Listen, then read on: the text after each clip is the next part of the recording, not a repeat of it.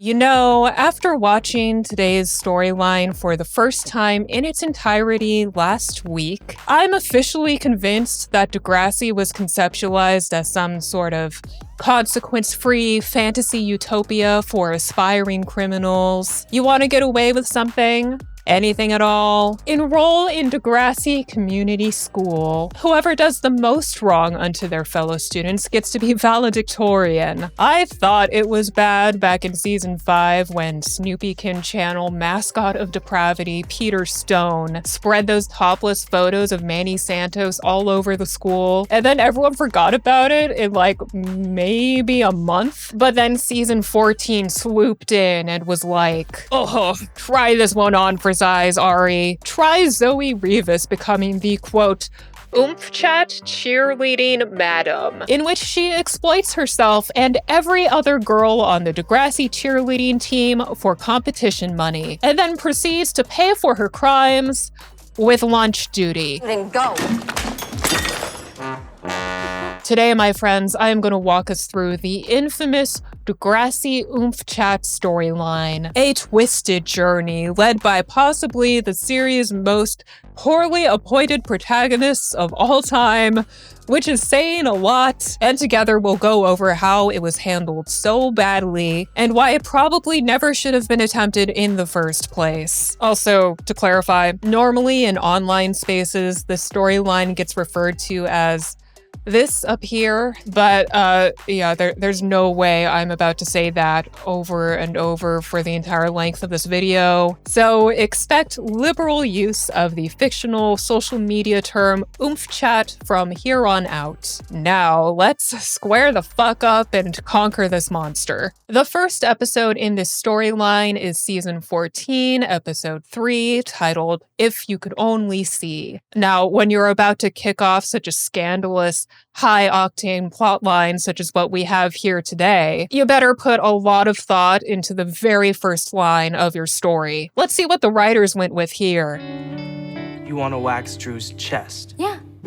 Bam! The motherfucking stage is set! So here's what's going on. Frankie Hollingsworth, a daughter of wealthy Toronto Mayor Hollingsworth, is brainstorming cheer fundraiser ideas with her boyfriend Winston. But Winston would rather make out in Frankie's bed, which, by the way, they are not allowed to do. Frankie stops Winston from unzipping her jacket like, "What are you trying to do? See me?" And Winston's like, "Well, yes, it's not my fault, you know, I'm just a guy." So from this very first exchange, we are reminded of just exactly how young Frankie is. At this point, intimacy is still a very new, daunting, and serious topic for her. It is not in her nature to just whip everything out on command. Obviously, she is like 15. But Winston takes this as his cue to rip his shirt off and start wrestling her. So of course, they immediately get caught by Frankie's brother Hunter, and then by her older brother Miles, and then by their mother, Mom, as the kids call her. Mom kicks Winston out with haste. Then Frankie's like, "Mom, why are you so much harsher with me than you are with Miles?" And Mom explains that it's just because Miles can't get pregnant. Miles can't get pregnant. Sounds like a challenge. Anyway, Mom puts her foot down. At school that day, the Power Cheer Squad holds a meeting to talk about their fundraising. The meeting is led by squad captain Zoe Rivas, our protagonist. Let me tell you a couple of things about Zoe if you don't know them already. First of all, she's technically kind of sort of famous. She used to be an actress on some Canadian soap opera or something like that until she had to quit because of a drug problem. And second, she is the most irredeemable Degrassi character of all time, possibly. I mean, correct me if I'm wrong, but I don't think I am. Zoe joined the show after my time of loyally watching Degrassi was over, so I'm still not an expert on her or on any of the other characters in the storyline for that matter, but my god, just Fucking brace yourselves, okay? You'll see. Anyway, Zoe's leading the meeting, but Frankie's not paying attention. She's doing a little survey with her friends Lola and Shay over here about whether or not they're allowed to have boys in their bedrooms. Are you guys allowed to have boys in your rooms? Where else am I supposed to make out with them? No boy's worthy of my room. So Frankie says that she's worried that if she doesn't get sexually active with Winston soon, he's going to lose interest and dump her. And Lola recommends that Frankie send Winston some sexy photos to keep him on the hook. Thanks, Lola. So helpful. Zoe calls the girls out for whispering, which Frankie takes as an invitation to hop right up onto her brand new soapbox. She's like, "This vicious double standard is outrageous, especially on oomfchat." That is oomfchat, the Snapchat of the Degrassi verse. And I don't know why Frankie decides to bring up oomfchat here, but apparently it's a big problem. Apparently, if a girl shows so much as a shoulder in an oomfchat pic, she gets instantly shame dogpiled, after all the boys are done gratifying themselves to that very same shoulder, of course. And surprisingly, Zoe's like, "Oh my God, Frankie, you are so right. We can't just stand here as the Degrassi cheerleaders and let this double standard on oomfchat persist any longer." I know, right? So passionate, but don't be fooled, okay? Because Zoe's not simply moved by this 10-minute micro-feminist discussion that Frankie's started. No, because Zoe turns to the rest of the squad and goes, Maybe it's time we turn this on its head. Maybe it's time we get what we want for a change. Exactly. Wait, what do we want? Money. Duh. This is actually Zoe's fundraising idea. Seriously, it happens that fast. So later, Zoe drags Frankie along to talk to this other girl named Grace. Grace is like the resident techie expert chick on campus. She's like female Toby Isaacs. Zoe wants to sell Grace on this new business venture she just came up with. Now, it's important to note that part of Zoe's backstory is that last year, she was assaulted while drunk at a party, and the footage of it was sent all over the school, which is absolutely horrific and a relevant concern of many teenagers watching Degrassi at the time of these episodes. However, in this storyline, Zoe uses what happened to her as an excuse to start this oomfchat scheme as a way to reclaim her body, which sure isn't that crazy of a maladaptive coping mechanism for a teenager after that kind of trauma. But you have to wonder, why does reclaiming your body have to involve essentially producing Like, so far, I am not convinced that Zoe actually thinks that this will help her or any other girl on the team. She just comes off as so dishonest about her intentions from the jump. But, that's not Grace's problem, right? Besides, they're gonna give her a 20% cut of the oomfchat profits. Grace is just getting in on that feminist money, guys. What's your problem? So, Grace's job now is to create the website that will send the anonymous oomfchat requests and take payments. Also, note at this point how Frankie is still the only person who seems to object to this plan. The next scene goes even wilder. Zoe rounds up Power Cheer again to get an official vote on the oomfchat plan. She's selling it like, it's safe, it's anonymous, and it's so easy. Zoe explains how the website will work. The customers will pick from a list of girls, all under fake names. They will pay for the pics with a prepaid credit card because teenage boys in the 2010s will be willing to go through the trouble of acquiring such a thing just to get revealing photos of their own classmates. And then they send a request to the girl. The request goes to the girl and she drops whatever she's doing to fulfill it. And Zoe gives them 2 rules: no faces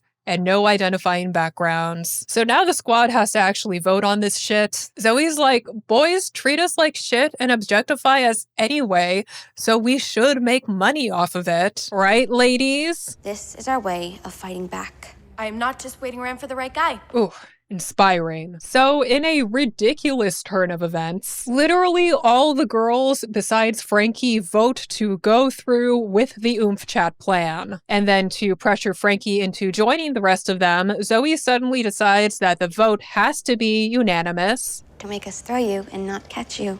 And just like that, the nightmare begins. That night, Frankie's looking at herself in the mirror at home, and I guess the website was already launched off screen because right then, Frankie gets her very first creepy photo request, which she still looks very unwilling to fulfill. But before she can really think about it, her mom barges into the room. "Frankie, hurry up! Your dad's event is starting soon!" Mom sees the dress that Frankie's wearing, disapproves of it, and throws this fluffy periwinkle thing for her to change into. And Frankie's like, "Look, Mom, I get good grades, I behave myself, I stay out of trouble. So why do you have to treat me like a criminal compared to my brothers?" But Mom's just shutting her down at every turn, which might play a part in why Frankie finally pulls the trigger and responds to the photo request once Mom leaves the room. This is like her way of getting back at her mom for being so controlling, but obviously the satisfaction of that is not going to last, because a few minutes later, Hunter joins Frankie in her room as they wait to leave for the event. They both agree that Frankie's blue dress looks stupid and she looks stupid. Siblings. But then at one point, Frankie looks over Hunter's shoulder to see that he's already a customer of the oomfchat business, and it seems like he's made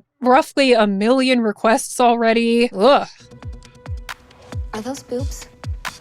Hunter's like, "Tell Mom and you're dead meat." So shit just got really real for Frankie now that she realizes what kind of guy is gonna be on that app, potentially asking her for pics, as in guys like her creepy incel brother. And once Hunter leaves the room, Frankie shoots Zoe a text that's like, "Girl, we gotta stop this oomfchat thing already." But Zoe disagrees. That was worth a shot, I guess. The storyline picks up in the next episode titled "There's Your Trouble," with another round of cheer practice. Zoe gets mad at Frankie for not nailing this one pose, and then she chews Frankie out for not being elite. And then Frankie suggests that Zoe's been way more focused on the oomfchat scheme than on preparing for the actual competition. Zoe insists that they have to do all the difficult poses to prove to all the haters that cheerleaders are real athletes. You know, just another soapbox we're gonna hop on. And then Zoe defends the oomfchat scheme by revealing that apparently they made a ton of bank overnight. Shay's like, "That's cool and all, but it doesn't change the fact that we still suck at our own routine." So Zoe tells them all to meet her again at lunch for a field trip, which turns out to be a nearby plot-convenient power cheer competition. And apparently this team they're watching just blows Degrassi out of the water. It's actually really funny because Zoe definitely brought the girls here to convince them to try harder, but they all walk away from it like, "Well, I was thinking of quitting cheer anyway." But of course, Zoe's not about to accept that. So in the next cheer practice, she's having these delivery guys wheel in these big, expensive pieces of new cheerleading equipment. She's trying to fix the training problem by throwing the oomfchat money at it, which sends the girls into an uproar because they were under the impression that the money they were making was being put toward competition-related expenses. And now that it's been redistributed to this equipment, they're gonna have to take even more salacious photos to remake that money, and the longer they keep this shit up, the more likely it is they'll get busted. But Zoe's like, "I'm the captain. You do what I say. I know what's best for you." She drops this absolutely unhinged line. Fine, but don't come crying to me when you're ugly old women who regret the time they turned down the chance to be high school royalty. And then she just leaves. We then cut to Zoe stalking Grace to whatever this class is. Zoe laments that the squad has rejected her attempts to make the squad more awesome. Of course, she mainly pins the blame on Frankie, for being such a bad sport about having to do the oomfchat just like everyone else. And Grace is like, that's weird, because Frankie isn't even doing the oomfchat anymore. She only sent one photo at the beginning, and then she just stopped. And Zoe's like, "What did you just say to me? Why didn't you tell me about this?" And Grace is like, "Because fuck you, that's why." Grace asks Zoe why she cares so much about this, and Zoe's like, "Because when people look at me, all they see is all the bad things I've done. I just want a fresh start." And Grace has to point out the irony in Zoe trying to overcome the trauma of having her photos shared by becoming a photos dealer of other girls' photos herself. But Zoe's like, the ends justify the means. The ends being that she becomes a beloved cheer captain. I don't know, girl. Paige Michaelchuk never had to go to such lengths. You know, maybe you just don't have it in you. In fact, Grace suggests as much because Zoe's notoriously such a bitch to her squad mates all the time. So Zoe thinks it over. Then at lunch, she goes to the squad at their table and tells them she returned the new equipment and she used the refund to buy them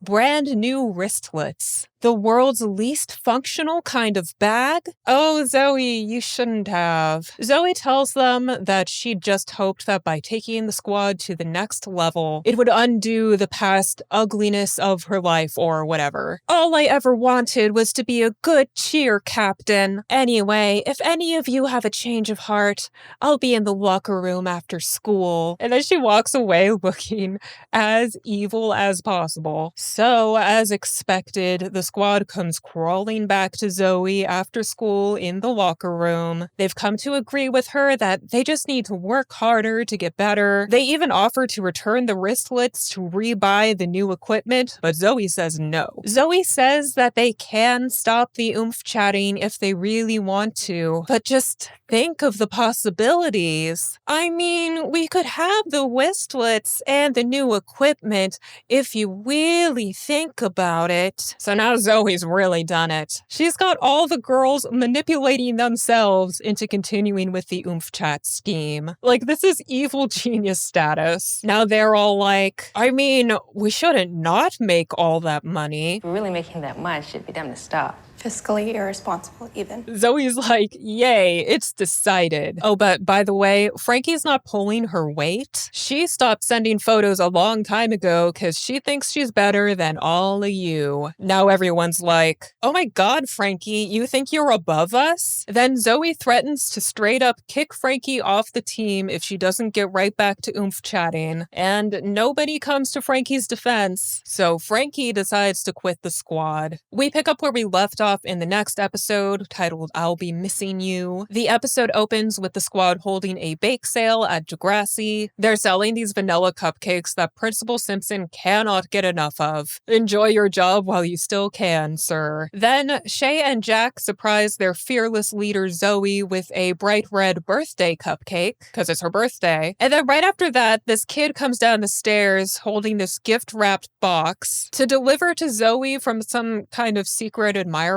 All the girls think it's from this guy named Zig, who's our resident lower-classman heartthrob this season, and who Zoe would naturally love to be with. So Zoe opens the box to find this American Girl doll? Canadian Girl doll? Either way, she's dressed in this little custom Degrassi Power Cheer uniform, which must have been pretty expensive. But then when the other girls walk away, Zoe finds this little pull string on the doll's back, and you just gotta listen to this. I know about Degrassi nudes.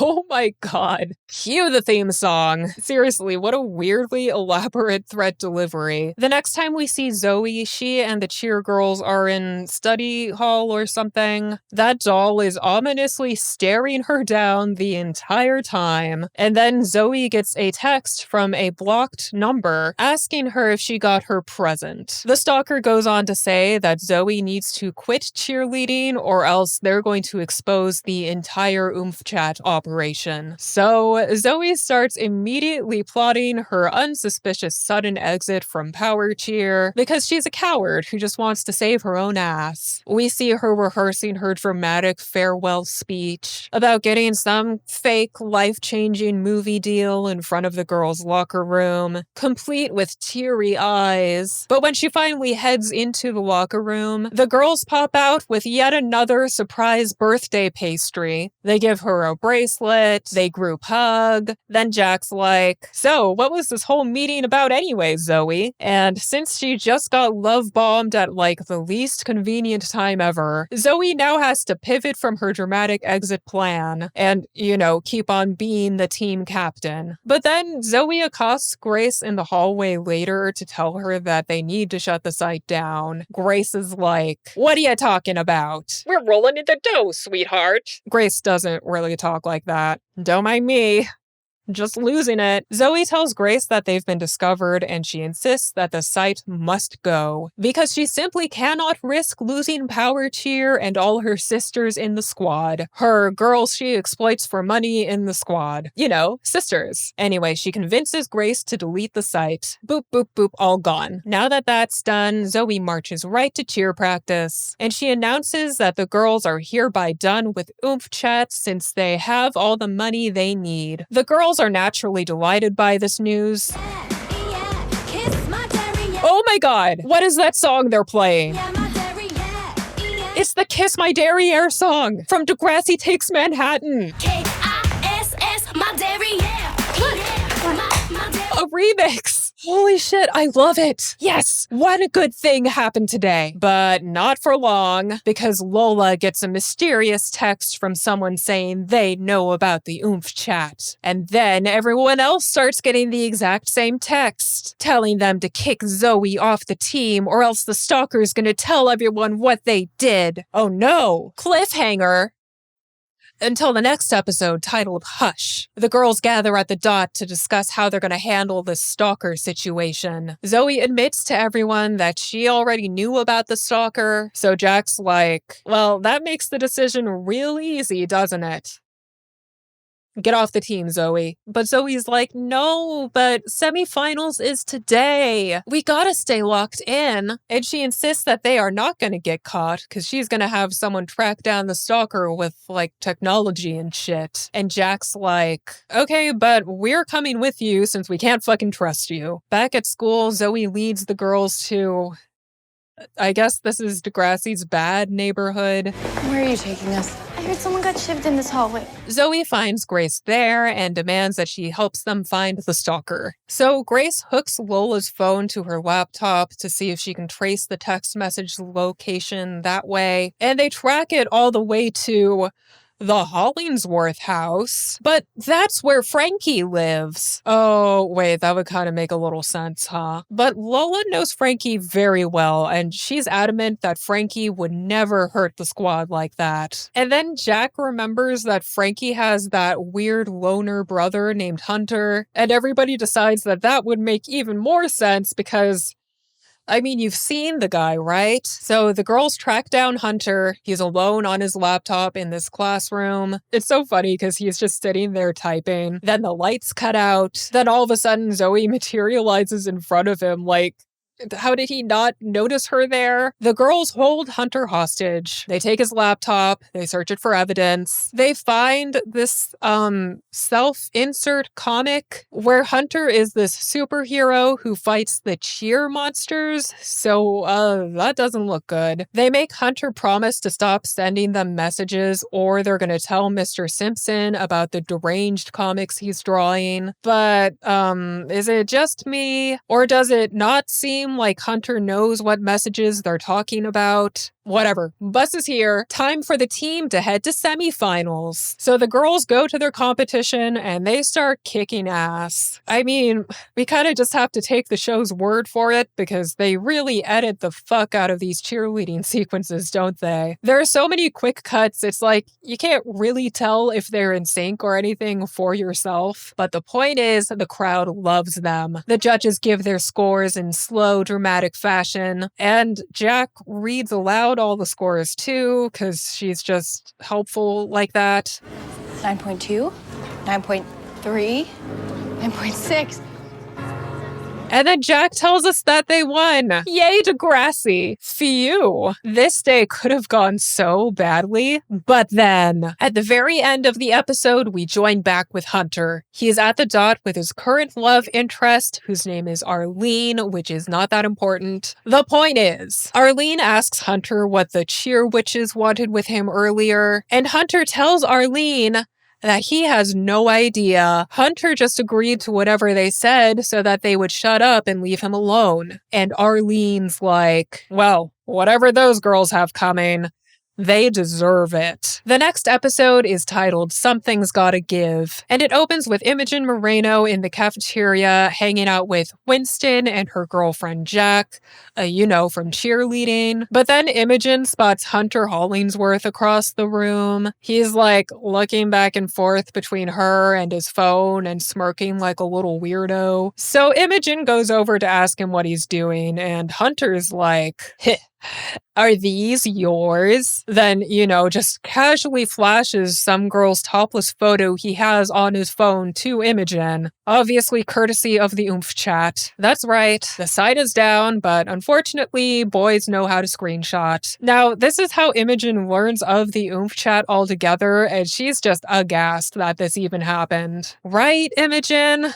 Same. And now our beautiful Imogen is determined to single-handedly track down the people responsible, because this is a serious matter of exploitation. So she takes a photo of the photo on Hunter's phone to use as evidence. Meanwhile, her girlfriend Jack is getting rightfully nervous, because not only did she participate in the oomfchat scheme, she also never told her girlfriend Imogen about it. And now that very girlfriend is leading the charge to expose everyone involved. Sucks to suck, Jack. So now Imogen's running around with this DSLR camera, conducting these ambush interviews of basically anybody who walks by and seems misogynistic or something, just to see if they know anything about the oomfchat, starting with Ali Bandari and Mike Dallas. Ali has some strong words to say against the operation, but then Imogen whips out the photo on her phone like, do you know who these boobs are? Imogen, maybe you could have thought that approach through a little bit more. And then Jack tries to talk Imogen out of her investigation again, but Imogen can't be stopped now. But then they're also having the conversation so loudly that they accidentally catch Principal Simpson's attention. He comes over like, Imogen Moreno, what are you doing with that camera? I'm trying to get to the bottom of Degrassi nude, sir.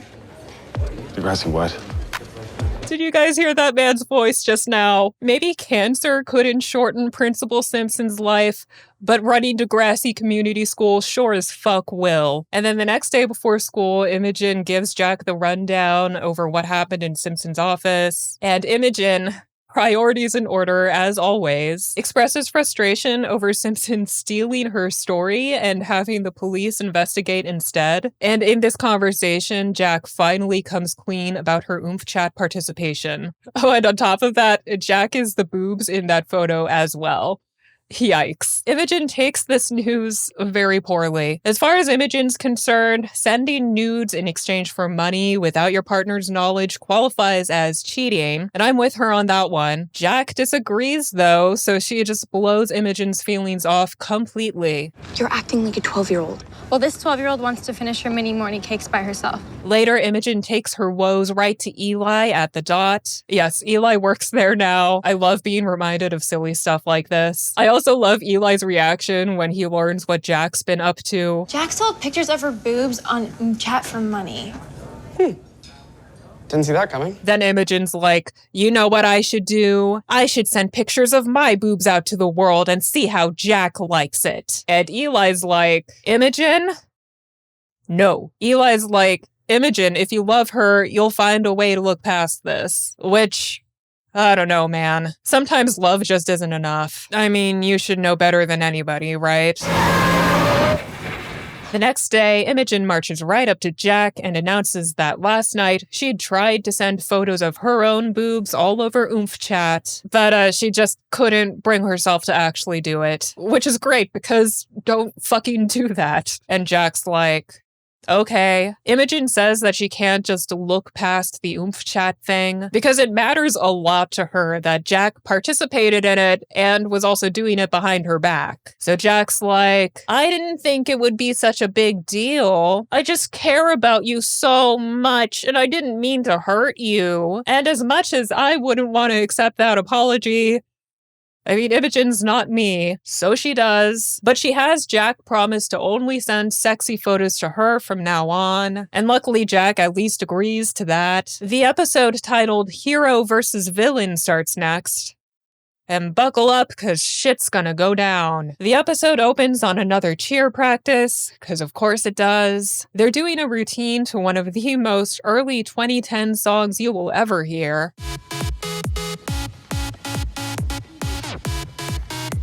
Until Principal Simpson arrives and asks them if any of them know anything about the oomfchat, and he's not sugarcoating anything with them. He knows that there are a lot of girls involved in this, and he gives them a heads up that they're gonna have an entire school assembly centering on this issue in short order. Then Zoe surprises everyone present by volunteering to speak at this assembly, because remember, she has personal experience of obscene images of her being exploited and circulated. Simpson agrees to let her do this, and then he leaves. And then Zoe turns around to the rest of the squad, and they're all looking at her like, what the hell are you doing? As always, she reassures them that everything's under control. Later, Zoe's whipping up her assembly speech in the library, and she prints it out, but unfortunately that one hot guy Zig is standing right in front of the printer. He asks Zoe if she's speaking at the assembly, to which she responds with hostility and calling him an idiot.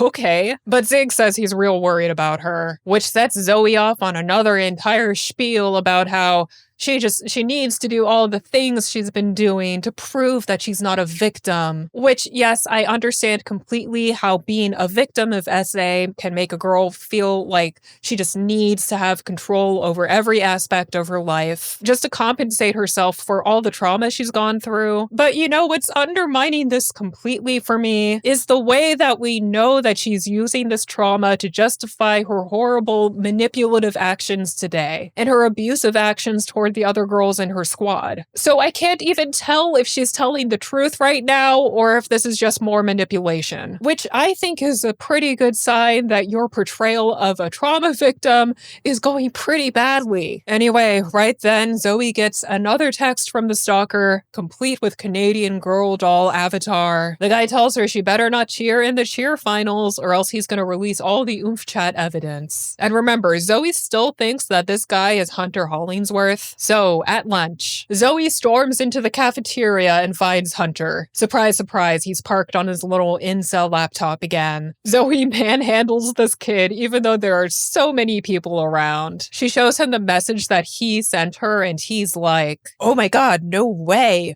You're behind the oomfchat? Thus revealing to Zoe that she's got the wrong guy. Later in the locker room, Zoe has to break the news to the other girls that the blackmailer is, in fact, still at large. She re-pitches Frankie as a suspect, and at this point, with no other leads, everyone's starting to buy it.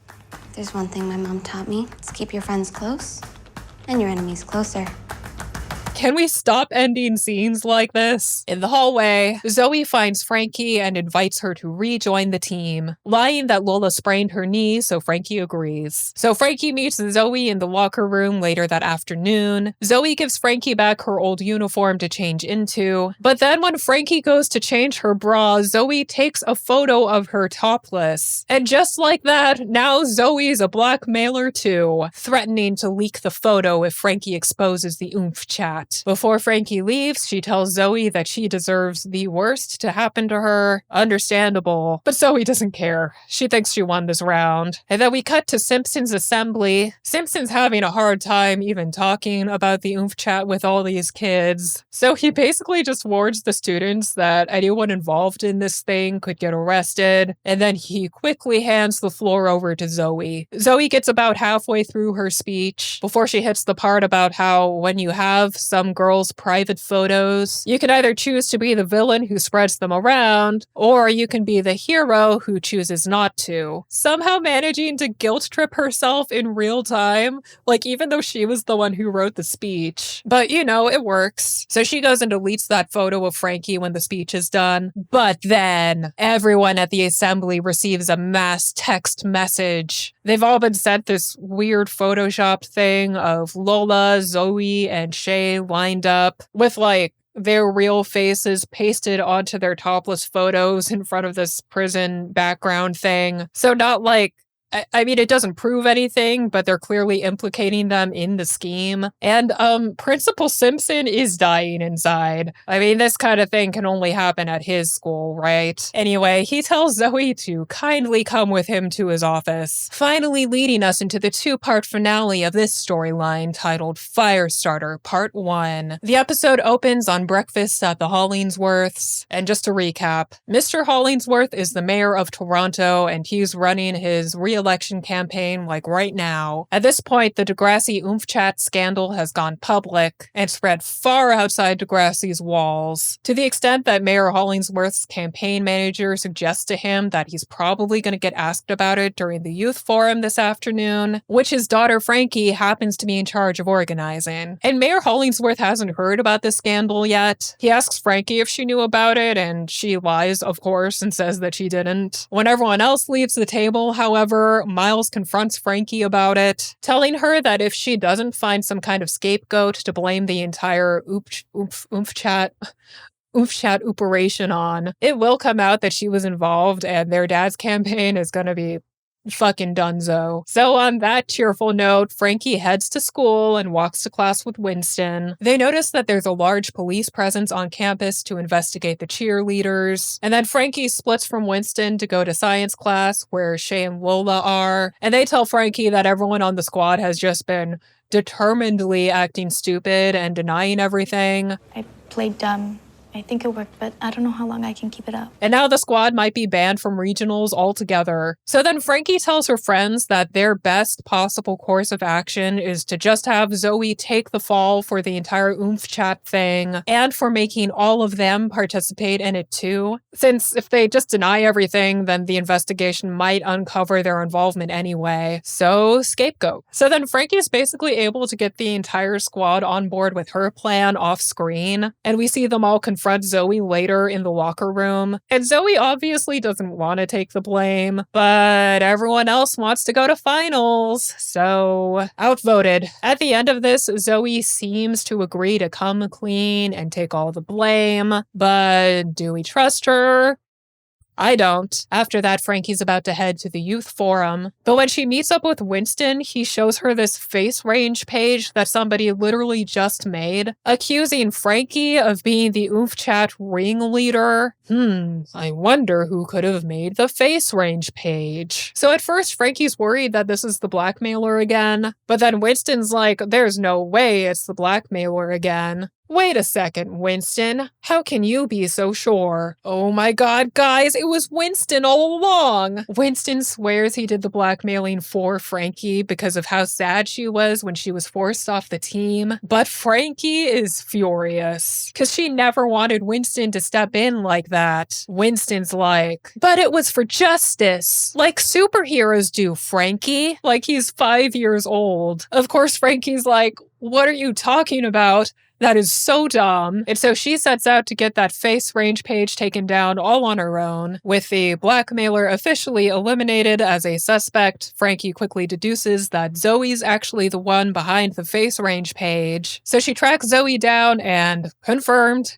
it was her. And Zoe tells her that she's just not going to take the blame after all. Because if it does, then all her old bullshit's just going to get dragged out into the public discussion all over again. Even though, I mean, surely it already has been by now, right? I mean, Zoe's literally the captain of the cheerleading team at the center of this rumor. Whatever. Zoe refuses to cooperate any further. So then the youth forum starts, and while the mayor fields questions, Frankie and Hunter get to work brainstorming ways to get the face range page removed, only for Hunter to just tell Frankie that she's gonna have to tell their dad about the page before he finds out about it from anybody else. Because that would be the worst thing ever. And cue the woman in the audience asking Mayor Hollingsworth how he expects to control the city if he can't even control his kids. Your daughter's been unmasked as the oomfchat cheerleading madam. The what? Damn, Frankie didn't even get a chance. So Mayor Hollingsworth is too shook to even give an answer. He quickly whisks Frankie away, leaving the press waiting with bated breath. And the mayor's manager doesn't think that damage control is going to be enough this time, because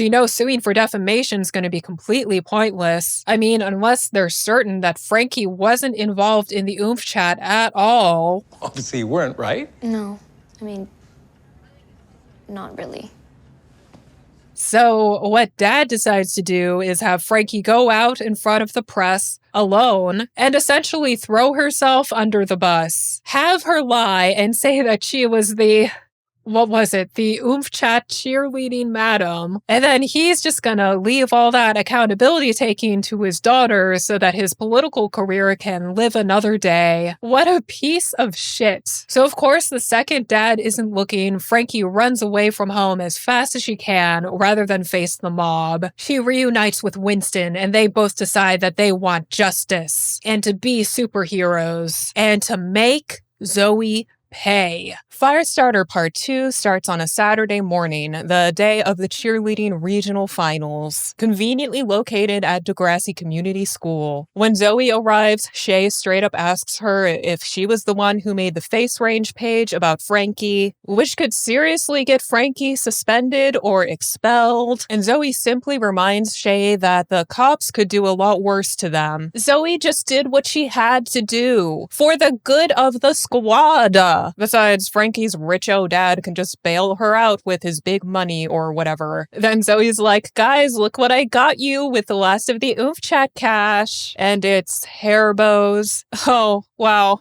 Thanks, Zoe. Exploiting myself was so worth one of these. Meanwhile, Miles and Hunter are back at the Hollingsworth mansion, and they talk about how nobody knows where Frankie is. On the one hand, Miles thinks it's freaking hilarious that Frankie might have just exploded their father's political career, but Hunter disagrees, blaming Frankie for completely ruining Dad's campaign, which is a wild take for the oomfchat cheerleading madam's #1 customer to have. Miles just fires right back that their dad deserves to lose his career for trying to force Frankie to ruin her own life. Well, he wanted her to take the blame for the whole cheerleading scandal. She didn't do it. Guy's a jerk. And the mayor enters the scene right then. The mayor insists that Frankie come back and finish the press conference, and that's when Miles really lays it into him. Miles goes to bat for his siblings here. He chews his dad out for giving him and his siblings all the stuff that money can buy, but none of the love that a dad should be able to show his kids. And then the mayor goes and proves Miles's entire point by flinging a glass at his head. Miles yells at him again. The mayor slaps him. Then he promptly channels the ghost of Dr. Manning. Oh, son, I didn't mean to do that. But then the mayor gets a call from headquarters, which is obviously way more important than this stuff. Once Dad is gone, Miles goes to check on Hunter, and then he declares that he's never gonna let their dad get away with this kind of bullshit again. And yes, I know what you guys are thinking. This is the first time in this entire storyline that's been even remotely effective on an emotional level. The Hollingsworth family business, including Frankie getting thrown under the bus in the last episode, is so far the only part of this story that's evoked any kind of legitimate emotional response from me, at least. Because I actually feel bad for these kids. They didn't choose to have an asshole dad. And they're also not blackmailing other kids into also having their dad and making him their problem too. You see what I'm getting at here? Anyway, Miles's next step in Operation Dad Takes Accountability is to take matters up with his mom, who I'm sure is going to be a ton of help here. Okay, first, he smashed a mug on Hunter. On purpose. Yes. Oh boy. So Mom just runs defense for Dad no matter what. And to make things even worse, Hunter also sides with Dad to cover his own ass. We cut back to the cheerleading competition underway. The Degrassi team is watching another team perform when Zig suddenly texts Zoe good luck. And when the other girls see that, they all encourage Zoe to go meet up with Zig for a little good luck kiss. Back with Miles already. He's gonna face his dad again. Mayor Hollingsworth tries to apologize to Miles Miles, but Miles rejects him full stop. He demands that his dad move out of the house completely, but instead of doing that, the mayor goes off about how, maybe Miles should consider that everything's actually his fault because he's such a troubled kid that if you think about it, Frankie probably just ran away to get away from him. To which Miles makes it officially clear that he is not above punching out his own dad. He doesn't go through with it, but he gets pretty damn close. Back at Degrassi, Zoe goes to meet Zig in the drama studio for that good luck kiss. But when she gets there, it's empty. Then suddenly the lights go out and the door is locked. Then the blackmailer glides out of the shadows in this really silly getup and steals her phone, saying they need to have a little chat about everything she's done wrong. Meanwhile, back in the gym, Degrassi's up next, but Zoe's obviously missing, and she's not answering her phone when her squad tries to call her. So in this weird turn of events, the girls spot this girl Becky on the bleachers, and they extend her an invite to come and join them on the floor in Zoe's place. There's some backstory to this, but really, will it make a difference in this experience whether you know it or not? I don't think so. Right then, Miles arrives at school looking for his sister. Maya Matlin is there and she spots him. These two have some history that's also not important for us to recap today. So Miles just gives Maya a goodbye letter to hand off to his siblings because he's choosing to run away from home. Because when his dad blamed him for Frankie running away, he just instantly internalized that bullshit. So now he believes that this is the best way for him to keep Miles and Frankie. No, wait. Who are these kids? So now he believes that this is the best way to keep Frankie and Hunter safe. Got it. Miles then impulsively grabs one of his dad's campaign flyers off the wall and he lights that shit on fire. Then 0.5 seconds later, one of the school's banners also catches on fire because, as experts know, Degrassi is Canada's most flammable school. So Maya and Miles make haste to call 911. Or I don't know if that's different in Canada. It's literally in the script of the show. Who cares? Back at the drama studio, the blackmailer tries to interrogate Zoe about the oomfchat business. But then Zoe realizes that the guy's knife is plastic, so she goes and calls his bluff and tries to leave. Before Frankie leaps out of the shadows to join in on this confrontation, Zoe tries to open the door, but remember that fire that just started? It's right outside that same door. We're locked in, boys. Back in the gym, the Degrassi squad is going through their routine with Becky, and everything's actually going perfectly for them until the fire alarm goes off and it's time to evacuate. Just imagine forcing your cheer squad mates to do a dirty oomfchat scheme for money in order to win a regional competition. And then on the big day, they don't even get to finish their routine. Back in the drama studio, Zoe, Frankie, and Winston are lying on the floor, suffocating together. They all start fighting and blaming each other for getting into this position. Frankie confronts Zoe, saying that she bullied the entire squad into sending those photos, that they never would have done it in the first place if Zoe hadn't pressured them. Frankie goes on to say that once Power Cheer is done, none of those girls are probably ever going to talk to Zoe again, so she can just forget about being some kind of immortalized cheerleading hero like she wanted, finally imploring Zoe to just come clean if she doesn't want to lose all her friends forever. The firefighters finally arrive on the scene and round up all the students. They find the kids in the studio and help them get to safety, and Zig's actually here now. He comes to check on Zoe, and she says she's going to be okay after she takes care of something. So now we see that Zoe's going to set things right as best as she can at this point, and finally face some real consequences. Not really. Mayor Hollingsworth arrives to collect his kids, and naturally the first thing on his mind is finishing the press conference. This guy shows no concern for Frankie's life or anything, so Miles speaks up in Frankie's defense. And even Hunter's officially so disgusted with his own father that he joins in as well. And he tells Frankie about Dad hitting Miles. Now the Hollingsworth kids are united. None of them are getting in that car with that mayor. They let him just go home on his own. I wonder if Frankie is ever gonna find out that her brother started the fire that almost killed her, though. Anyway, that's the end. Hallelujah. Yeah, so as I said in the beginning of this video, Zoe ultimately gets sentenced to lunch duty for being the oomfchat cheerleading madam. This happens in the next episode, but by then the whole situation isn't even important anymore. It's mentioned that Zoe is supposed to go to trial, but then I think the show transitioned to next class so swiftly that they just forgot about it. So how are we going to process this? One of the main reasons the story fell apart, in my opinion, is because it was trying to get the audience behind a protagonist who is constantly manipulating everyone around them with no remorse. At the beginning of this video, I referred to Zoe Rivas as the protagonist of the story, and when I did that, maybe a couple of you watching this were a little thrown off, because Zoe is clearly the one who's morally in the wrong at every step and turn, so doesn't that make her the antagonist? No, it doesn't, because protagonists and antagonists are not defined by morality. What made Zoe the protagonist in this story was the fact that it was her goals that were moving the story forward. Her goal being this sort of two-level aspiration of first raising money on oomfchat for the cheer squad, and then later being immortalized as Degrassi's cheerleading hero. So the things and people that threaten her achieving those goals are automatically positioned as antagonizing forces here, which include the mysterious blackmailer and Frankie and Mr. Simpson and so on. So throughout the course of the storyline, the writers kept trying to put me in the position of rooting for Zoe to not get caught. But here's the problem with that. I wanted Zoe to get caught.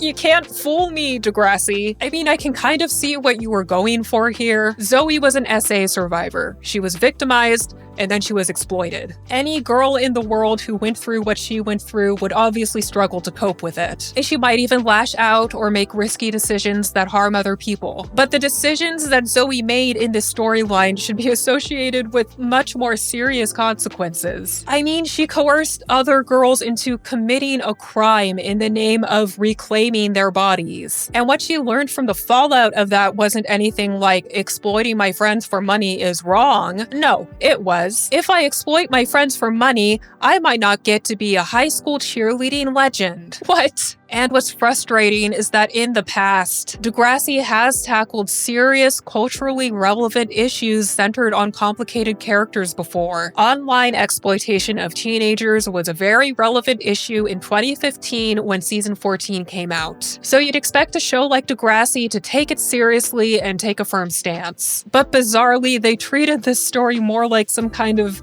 low-budget, raunchy comedy mystery movie than a possible real-world scenario. Why did the storyline need a goofy edgelord stalker antagonist that plays with dolls? And why'd we have to throw Jack her own B-plot, where she acts like doing the oomfchat was just some kind of natural extension of her free-spirited 16-year-old personality? It just makes the whole thing feel like some kind of crass joke to me, and it makes Zoe's trauma feel less like a tragic, life-altering event and more like a convenient excuse to abuse other people, which I don't think is how we want people to perceive SA survivors. I don't know, maybe that's just me though, and I would just love to hear everyone's takes on this situation down in the comments below, whether or not you agree with everything or anything that I said. If you made it this far, thank you so much for watching this nightmare all the way through with me today. This year I'll be making even more long-form Degrassi content. So if that's your thing and you haven't hit that subscribe button and notification bell down below yet, I strongly suggest you do it right now. But that's mercifully enough from me today. Remember to uninstall the oomfchat app, and I'll see you next time.